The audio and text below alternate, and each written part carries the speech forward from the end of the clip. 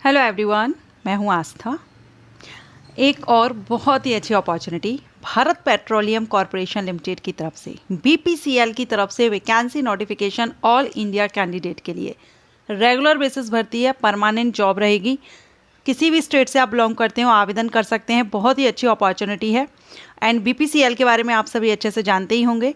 सो Bharat petroleum corporation limited एक Maharatna central public sector undertaking company है जो ministry of petroleum and natural gas and Fortune 500 company is one of the largest integrated energy.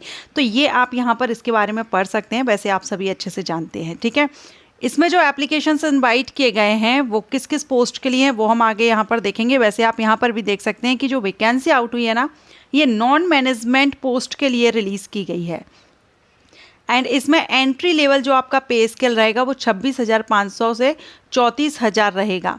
And यहाँ पर ये जो भर्ती रहेगी आपकी Mumbai refinery and Kochi refinery के लिए रहेगी, लेकिन इनिशियल आपकी जो लोकेशन है वो ये हो सकती है, लेकिन आगे हो सकता है आपको कहीं भी ट्रांसफ़र किया जाए, पोस्टेड किया जाए।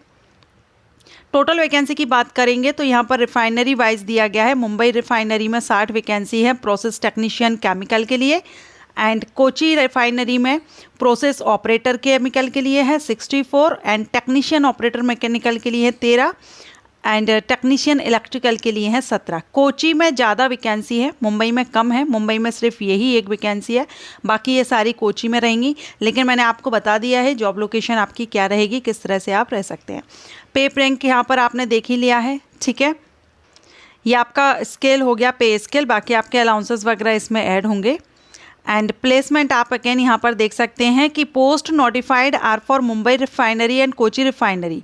लेकिन यहाँ पर इन्होंने नीचे आप पूरा यहाँ पर रीड आउट करेंगे तो इन्होंने बताया कि इनिशियल पोस्टिंग आपकी यहाँ हो सकती है या फिर आपका ट्रांसफ़र या post appointment to any other existing कहीं पर भी किया जा सकता है।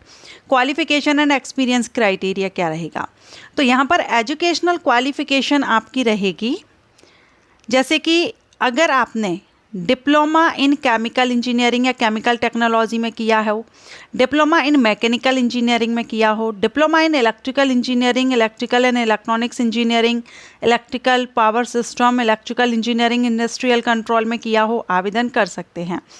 एंड साथ में 1 ईयर का एक्सपीरियंस यहाँ पर मांगा गया है। 1 ईयर का एक्सपीरियंस है पोस्ट क्वालिफिकेशन अप्रेंटिसशिप ट्रेनिंग अगर आपने ली है, ठीक है, इन अ रेलिवेंट फील्ड, तो आप इसके लिए आवेदन कर सकते हैं। सो अप्रेंटिसशिप, बहुत कई बार अप्रेंटिसशिप की अपॉर्चुनिटीज़ आती है, मैं वीडियोस भी अपलोड करती हूँ, तो आप में से कुछ के कमेंट भी आते हैं कि अप्रेंटिसशिप का क्या मतलब है, ये आप अपलोड ना किया कीजिए। देखिए, अप्रेंटिसशिप जब आप करते हैं ना तो आपको आगे आपके जॉब के लिए उसका बेनिफिट मिलता है। इंडियन रेलवे में भी मिलता है, इसी तरह से अलग में भी अदर उसमें भी आपको डिपार्टमेंट में देखने को मिलता है और इसमें भी आप देख रहे हैं, ठीक है। अब यहाँ पर आपको बताया गया है कि पोस्ट कोड ए बी के लिए कौन कौन से जो एक्सप्लेनेशन दिया गया है यहाँ पर कि जो डिप्लोमा है उनमें डिसिप्लिन वाइज यहाँ बता दिया गया है किस किस के लिए कौन कौन एलिजिबल हो जाएंगे। लेकिन परसेंटेज भी यहाँ पर मेंशन की गई है। अगर आप जनरल ईडब्ल्यूएस या ओबीसी एनसीएल हैं तो 60% डिप्लोमा में एंड एससी एसटी पीडब्ल्यूडी है तो 50%। बाकी यहाँ पर इसके इक्विवेलेंट क्वालिफिकेशन जो डिप्लोमा होल्डर हैं वही एलिजिबल होंगे। क्वालिफिकेशन बेसिक्स यहाँ बेसिस यहाँ पर दिया गया है। सैंडविच डिप्लोमा होल्डर्स भी यहाँ पर एक्सेप्टेबल हैं। लेटरल एंट्री डिप्लोमा वाले कैंडिडेट, तो आप इसको यहाँ पर पढ़ सकते हैं, कुछ ऑप्शंस आपको यहाँ मिल जाएंगे। एज लिमिट की बात करेंगे तो 1 जुलाई 2026 से आपकी एज काउंट की जाएगी। 18 से 25 साल अनरिजर्व जनरल ईडब्ल्यूएस कैंडिडेट के लिए, ओबीसी एनसीएल के लिए 3 साल का रिलैक्सेशन, एससी एसटी को 5 साल का, पीडब्ल्यूडी को उनकी कैटेगरी के अकॉर्डिंग 10 से लेकर 15 साल तक का रिलैक्सेशन है। सिलेक्शन प्रोसीजर में कंप्यूटर बेस्ड टेस्ट होगा। 100 प्रश्न पूछे जाएंगे, हर एक प्रश्न 1 नंबर का होगा। फर्स्ट आपका डोमेन नॉलेज से 60 मार्क्स का आएगा और बाकी जनरल नॉलेज, जनरल एप्टीट्यूड जो रहेगा उससे आपका 40 का रहेगा, ठीक है। सो 2 सेक्शन में आपका ये एग्ज़ाम रहेगा एंड एग्ज़ाम क्लियर कर लेते हैं तो सेकंड स्टेज आपकी स्किल टेस्ट या प्रोफिशिएंसी टेस्ट रहेगा। थर्ड स्टेज में आपका मेडिकल एग्जामिनेशन होगा। तो ये आपका सिलेक्शन प्रोसीजर है। अब यहाँ पर एप्लीकेशन फ़ीस की बात करेंगे। अगर आप जनरल ईडब्ल्यूएस ओबीसी एनसीएल हैं तो 590 एंड इसमें आपका 90 रुपये जो कि है वो जीएसटी है 18%, बाकी 500 है। एंड जो रिजर्व कैंडिडेट के होंगे उनको यहाँ पर अदर कैंडिडेट को यहाँ पर फीस माफ़ है क्योंकि यहाँ पर दिया भी नहीं गया है, ठीक है।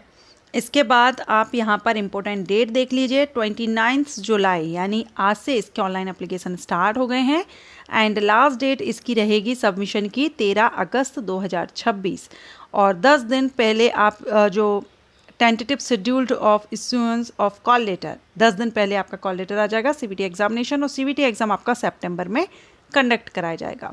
तो जो भी कैंडिडेट इंटरेस्टेड हैं, एलिजिबल हैं, इंजीनियरिंग डिप्लोमा जिन्होंने किया है उनके लिए अच्छा मौका है, ज़रूर अप्लाई कीजिएगा। लेकिन 1 साल का एक्सपीरियंस जो अप्रेंटिसशिप की है ना, वही यहाँ पर आपकी मान्य रहेगी। Thank you.